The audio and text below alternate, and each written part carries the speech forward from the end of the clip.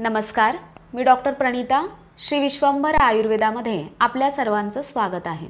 आज आपण डायबिटीजबद्दल आयुर्वेदामध्ये काय सांगितलेलं आहे याच्याबद्दल माहिती बघणार आहोत।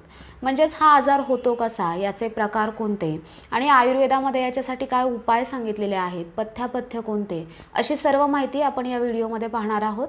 तर संपूर्ण माहितीसाठी व्हिडिओ शेवटपर्यंत पहा।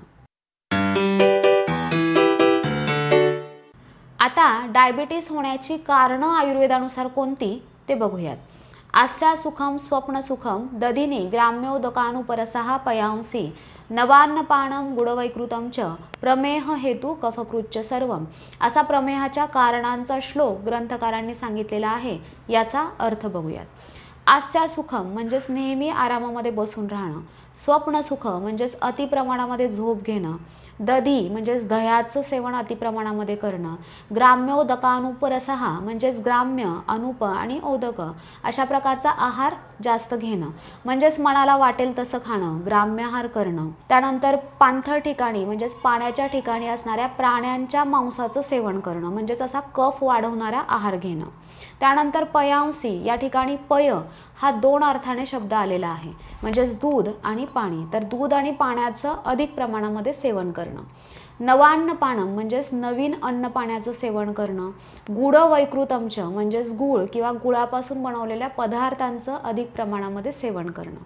तर असा कफ वाढवणारा आहार विहार जास्त प्रमाणात घेणं, तर ही सर्व प्रमेह होण्याची कारणं ग्रंथकारांनी सांगितलेली आहेत। अर्थातच एक दोन दिवस किंवा आठवडाभर असं सगळं खाऊन पिऊन हा आजार होत नाही, तर बरेच वर्ष सातत्याने ही सर्व कारणं घडत गेली तरच हा आजार होण्याची कारणं ही बनतात। त्रिदोष प्रकोप निमित्ताः विंशती प्रमेहा भवन्ति, म्हणजेच तीनही दोषांच्या प्रकोपामुळे हा प्रमेह होतो। असं जरी असलं तरी याच्यामध्ये प्रामुख्याने कफ प्राधान्य असतं। कफ प्रकोपक आहार विहार जर सातत्याने घेतला तर प्रमेह होण्याची खूप जास्त शक्यता असते। त्याचबरोबर अनुवंशिकता हेही हे आजार होण्याचं खूप मोठं कारण आहे। डायबिटीस असणाऱ्या आईवडिलांकडून किंवा आईवडिलांच्या बाजूला जर कुणाला डायबिटीसची फॅमिली हिस्ट्री असेल तर बीजदोषामुळे देखील हा आजार होण्याची खूप जास्त शक्यता राहते। किंवा फॅमिली हिस्ट्री असणाऱ्यांनी जर कफ प्रकोपक आहार विहार सातत्याने घेतला तरी त्यांना डायबिटीस होण्याचे खूप जास्त चान्सेस राहतात। आता आयुर्वेदानुसार प्रमेहाचे प्रकार आपण थोडक्यात बघूयात। तर आयुर्वेदामध्ये प्रमेहाचे एकूण 20 प्रकार सांगितलेले आहेत। वातज प्रमेहाचे 4, पित्तज प्रमेहाचे 6 आणि कफज प्रमेहाचे 10 असे एकूण 20 प्रकार सांगितलेले आहेत। या प्रत्येक प्रकाराचं सविस्तर वर्णन ग्रंथकारांनी केलेलं आहे। यावरती आपण एका स्वतंत्र व्हिडिओमध्ये माहिती बघूयात। आता डायबिटीसवरती उपचार काय करता येतील ते बघूयात। याची जास्त उत्सुकता सर्वांना असते। तर ॲलोपॅथीमध्ये डायबिटीस म्हटलं की त्याच्या प्रकारानुसार इंजेक्शन्स, ओरली मेडिसिन्स दिले जातात आणि एकदा मेडिसिन सुरू केले की मरेपर्यंत घ्या असं डायरेक्टली सांगितलं जातं। म्हणजेच या आजारासाठी एकदा औषधं सुरू केली की ती बंद करता येत नाही। आता आयुर्वेदानुसार प्रमेहासाठी काय उपचार करता येतील ते बघूयात। तर आयुर्वेदामध्ये उपचार करताना औषधांसोबतच पथ्य पाळणं हे अतिशय महत्त्वाचं आहे। त्याचबरोबर व्यवस्थित रुग्ण परीक्षण करून आजार व्यवस्थित लक्षात घेऊन जर आयुर्वेदिक उपचार दिले गेले तर हा आजार व्यवस्थित कंट्रोल करता येतो आणि याचे जे कॉम्प्लिकेशन्स आहेत ते छान पद्धतीने टाळताही येतात।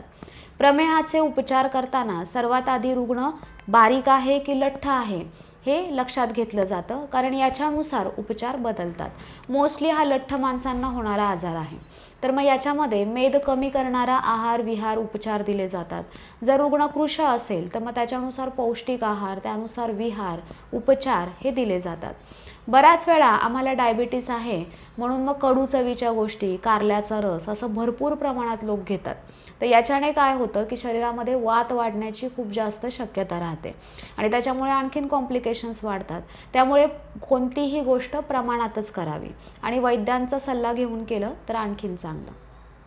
आयुर्वेदानुसार प्रमेह असणाऱ्या व्यक्तींमध्ये कफ प्रकोप असतो, क्लेद भरपूर प्रमाणात वाढलेला असतो, त्याच्यामुळे लघवीचं प्रमाण जास्त असतं। त्यामुळे प्रमेह असणाऱ्यांनी एक साधा उपाय करून बघा। तुम्हाला काय करायचं आहे तर आवळ्याचा रस साधारण 4 ते 5 चमचे घ्या, त्याच्यामध्ये 2 ते 3 चिमूट हळद घालून ते मिश्रण व्यवस्थित मिक्स करून सकाळी उपाशी पोटी घ्या। जर तुम्हाला ओरिजिनल मध मिळाला तर तो मध थोडासा या मिश्रणामध्ये मिसळून तुम्ही घेऊ शकता.